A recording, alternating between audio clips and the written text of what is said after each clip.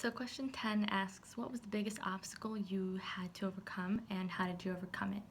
I think there are multiple obstacles that I could draw from, but in general, it was very difficult to, be the first in my family to go to college, and then after that, be the first in my family to go and get my PhD.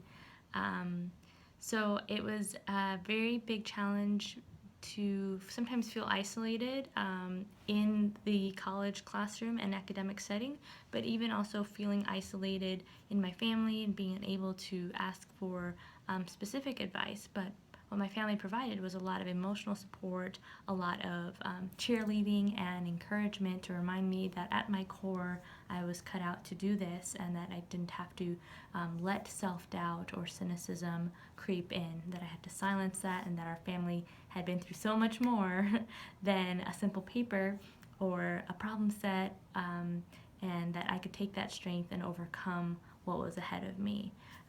And so that was really helpful to keep in mind in the background.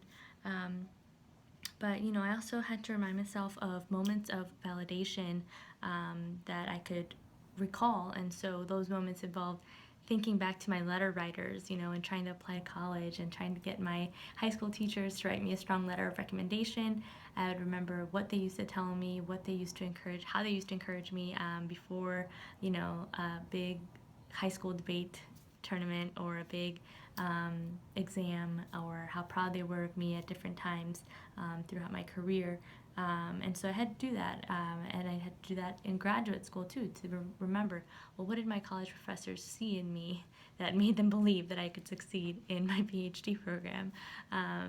It can't be that all these people are wrong and crazy, and so those moments of validation are key, and relying on those pep talks and inner pep talks are key.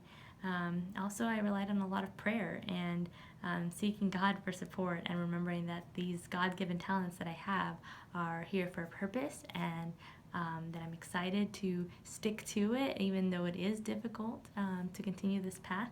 That I know that God has plans to provide for my family and to give us a sense of hope and not despair. So the last thing that I think helped me tremendously was relying on friends that could relate to my experience. And so I had friends that also had first generation backgrounds. And that was really, really key to have that peer mentorship, peer support.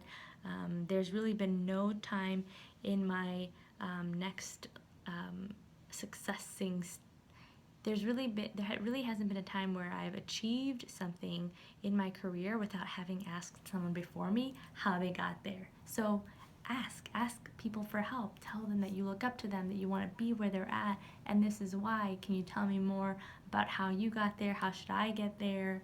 And people are more than willing to say absolutely yes, and the worst they can say is no. That's the thing that you have to remember. So always turn to other people.